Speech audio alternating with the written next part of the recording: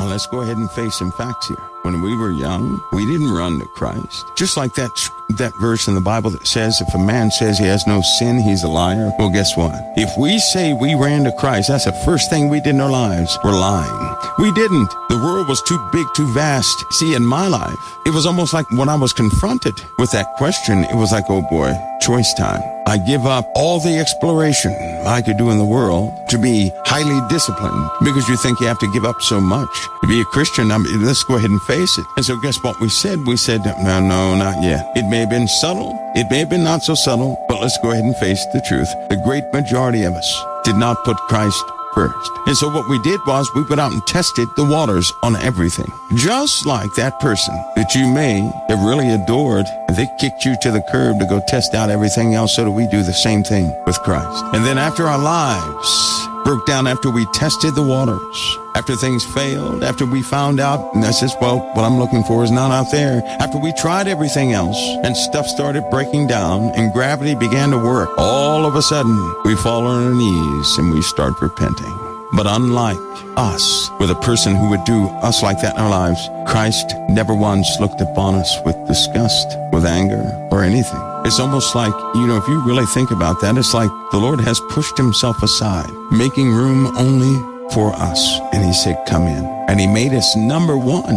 After we made him number 1 trillion, he made us number one. His first priority. When you think about that, boy, that can do something to you. If you really think about that. See, the Lord has given us this ability. We are in the flesh seeking spiritual growth, but we can always reflect on the life we have lived to grow even more. And all too often, I'll go back in my own life with the emotions and everything else and just look at myself and say how I've got the audacity, even right now, to have anything to do with God's holy word, to defile it, knowing the life I've led and knowing that he was last. But the Lord truly took upon himself all the abuse we could throw at him. And yet he still knocked at the door.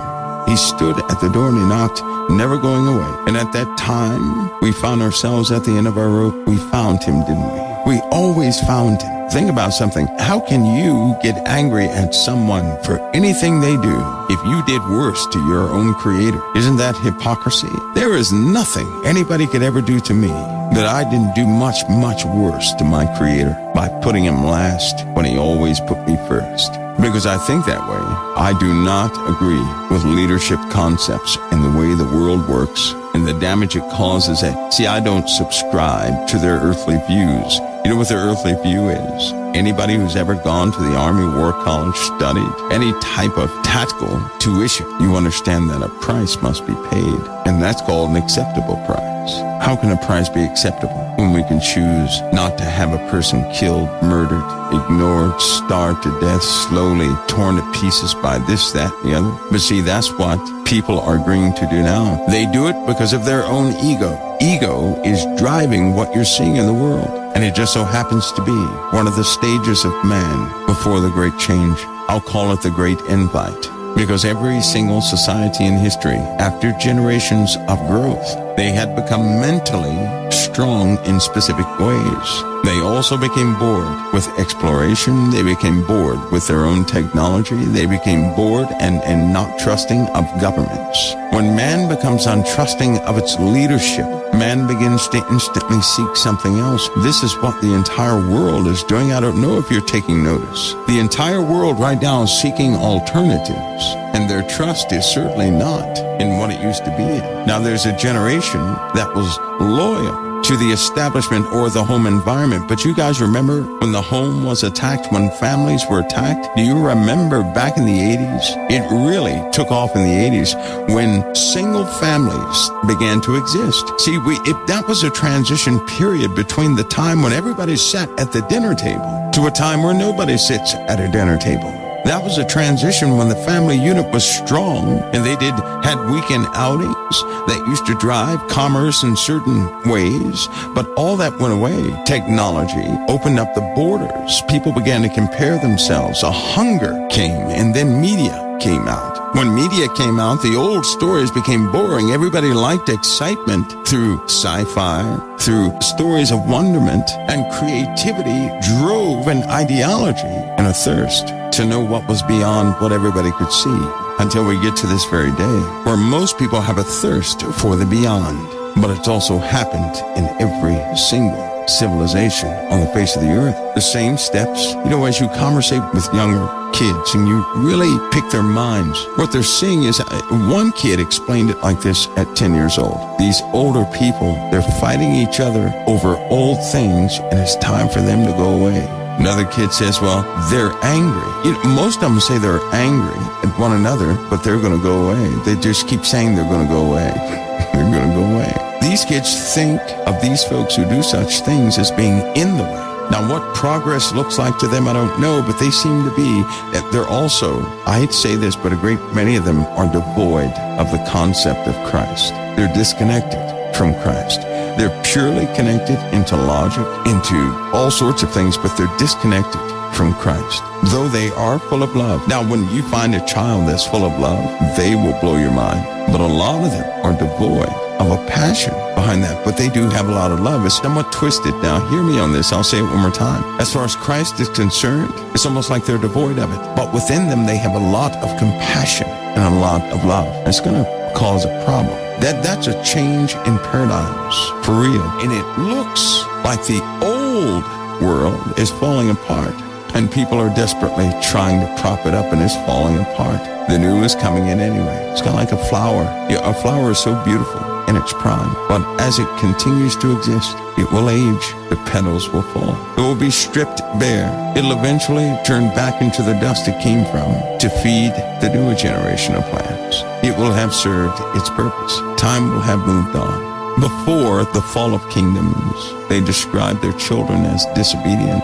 arrogant, very smart, very loving, very disconnected from principles and values that they had in a very strange way. It's not that they didn't have principles and values. It's that their principles and values were just so foreign to their parents. The way they cared for one another was almost like a code language that nobody else could figure out but them. Their concepts far beyond what anybody else had. And you know what? I see that generation today.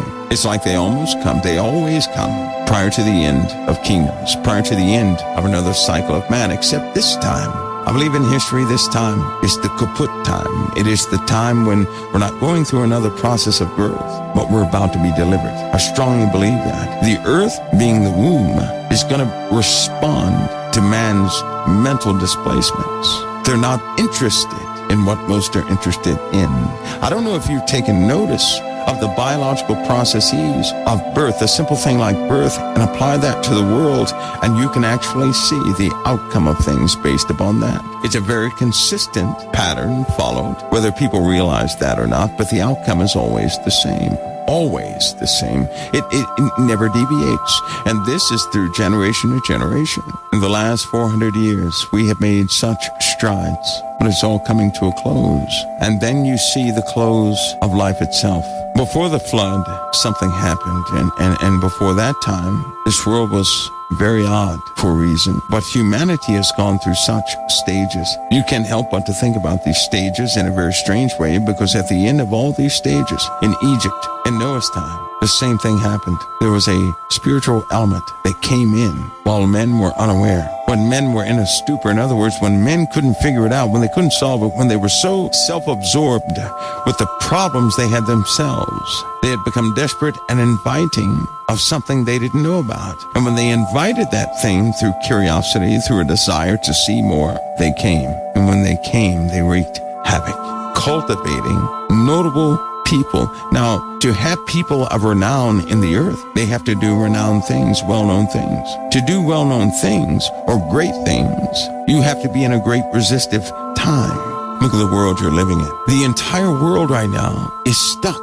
It's almost like it's in a state of panic and confusion. Have you taken a look at the world? And at the same time, man is in panic and confusion. The earth is changing rapidly. It's confusing people, confusing scientists. They're seeing waveform patterns they have not ever seen before. There are certain sound wave patterns, waveform patterns, that are common in existence. Now they're seeing waveform patterns they have never seen before. Combinations that cause things to vibrate in very odd ways, opening up new doors and new types of science dealing with sound.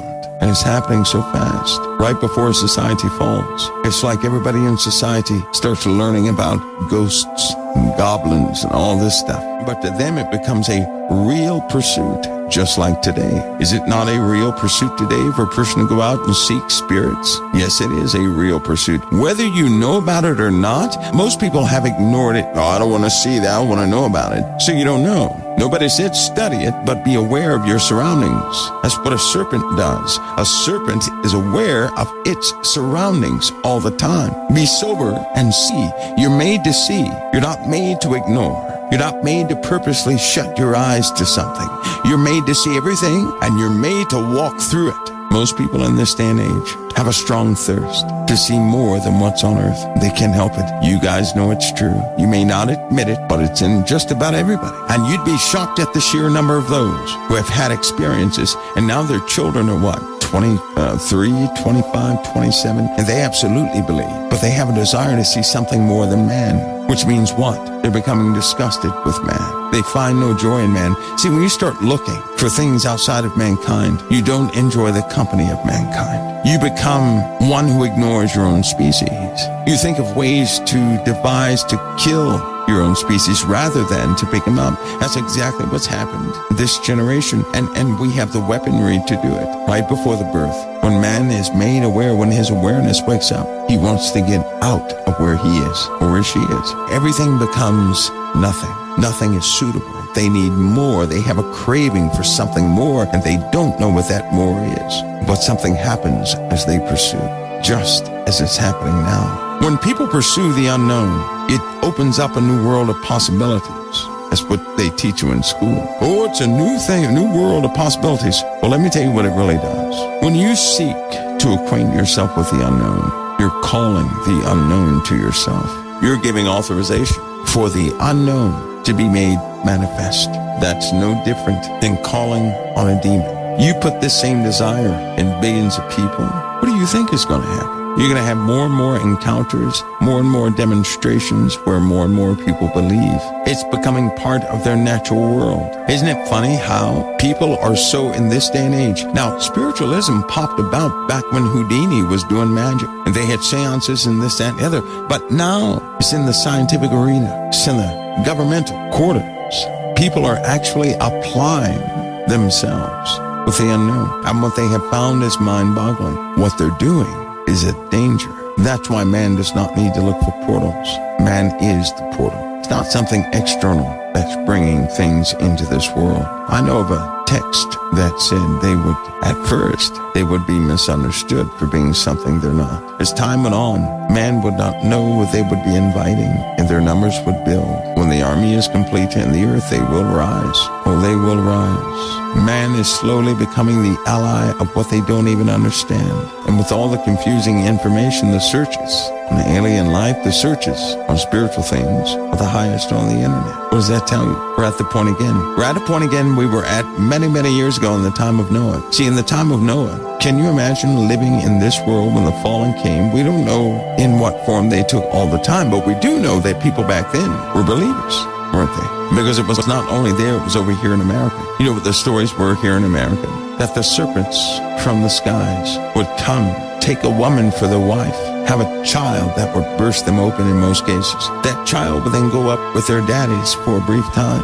come back down and rule kingdoms. Do you know those are the Native American stories here in the USA? Those are the consistent Native American stories from all types of tribes. It's the same story we're so familiar with. The stories here mirror, they echo what we know about Noah's time. We know about fallen angels. We know about the Anakim, the Raphaim. We know about the Grand Canyons, what it really is. We know about the giants that people often had to fight when they got into this land.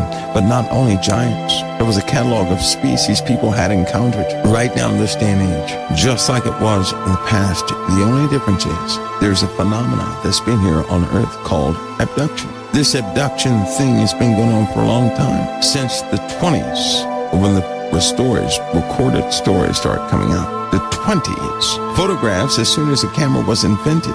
Some of the craft that they see right now, they had taken pictures of in the 20s, like the triangles, with the 3 lights and the 1 red light in the center. In 1927, a series of pictures were taken of these craft, the triangles and all this and the other. That is the beginning of seduction. God does not seduce. He's not going to send something, not tell a soul, so people have to guess and wonder and guess again. He does not send his angels to peek around corners, to dodge everything, to come steal people at night. We know who that is. Satan knows it breeds your curiosity. He knows that your curiosity is so strong, it can cause you to turn totally away from the living God. Right now, there are too many in this world who seek to understand the mysteries of their lives, so they've gone looking for them. As they look, they open up themselves for manifestations. As they open up themselves for manifestations, each person becomes like a province, an area to where a spirit can operate and work. Each person becomes that way. That spirit then impresses upon the person different things so subtly, but they change the way a person sees reality, how they hear you. And these days are coming to a quick close. Nobody can have power over you lest the Father gives them power over you. And in this case, we have we have Christians who have a core belief in Christ, but very different ideologies as far as life itself. Can't you see what the Lord is doing? He's doing exactly what he said he would do. He always showed his disciples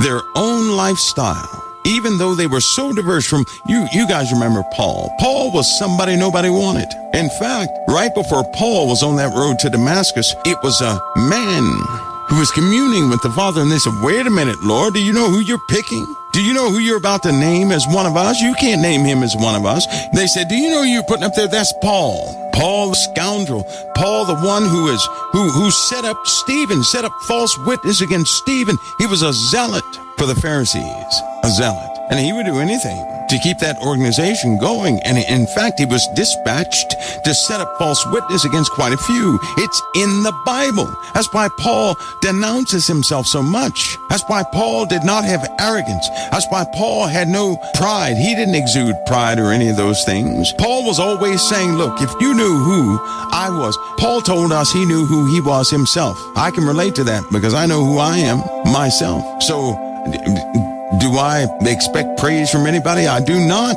I'm well acquainted with myself. Paul said the same thing. The Lord appoints people from various parts, and what always happens is the lifestyle of the person or the points of view or the ideology of the person comes forward. People begin to see that ideology, and then all of a sudden they see the results of that ideology, and they say, nope, I don't want that. That's called correction. Can't you see that the Father has given people exactly what they asked for? Because they cried with one voice for it. Under management, let's say, he gave it to them. And what happened? In both cases, face the facts. What happened?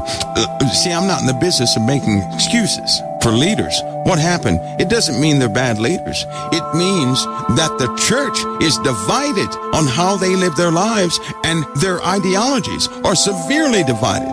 That's what it means. Just like the Bible said it would be. And then the Lord said he would do what? He would gather together his elect from the four corners of the earth. Now, he wouldn't have to gather them if they were already of one mind, one soul, one heart, one spirit. He wouldn't have to gather them together. They would already be together. They would already be networked one with another. I remember back in the 80s, churches started going up all over the place. You'd look at a neighborhood, one church would go up, then another church would go up to try to outdo that church, and a year later, some other church would go up. All these churches went up. None of the churches talked to each other.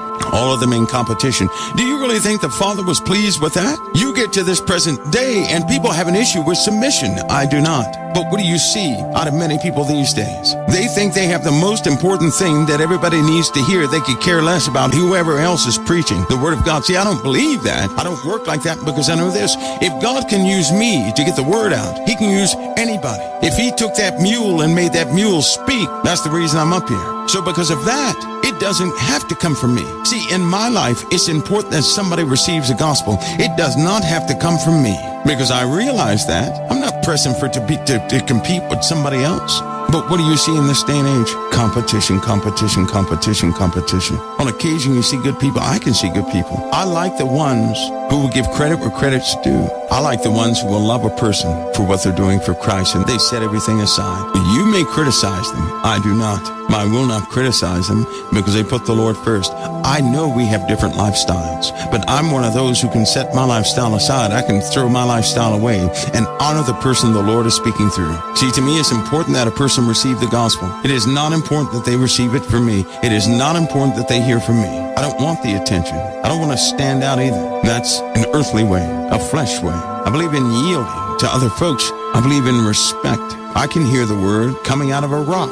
I can surely hear it coming out of men. You know what? The church can't even put itself aside to honor the members of the church. Are you kidding? And so what? You should see what the Lord is doing, because I'm telling you, He's doing a work. He's doing what He's doing because we're in the middle of a process. Very few people understand, and they're going to painfully understand it when it comes, but it will be called a purging. That's what a purging is. A purging is something that the church will endure, that they don't want to endure. If they wanted to endure it, they would have accepted the purging years ago, and there would be no need for an end times purge. But we know by reading the Bible, there's an end times purge. In a lot of cases, ladies and gentlemen, as a Christian, there are people who they believed in President Obama, they believed in President Trump. As Christians, they did. They believed in them because they could relate to them. Because in some way, form, or fashion, these men were speaking the language of those who believed in them. The problem is just this. We have not yet set aside our lives for the sake of the gospel. So long as we keep holding on to our lives, we're going to be divided. We will not lay down our lives for one another. If that were the case, we would not have all these differences in ideology about how man's kingdoms are running. We're still arguing about how man's kingdoms are running. Yet we are children of the Lord's kingdom, but we are divided over man's kingdom. You see this in households alike. You get one family together like the holidays. I know that families are gathered. I know that there's some older ones in the family that think they're right about how they believe in God, and they will have disputes about it. So guess what they do?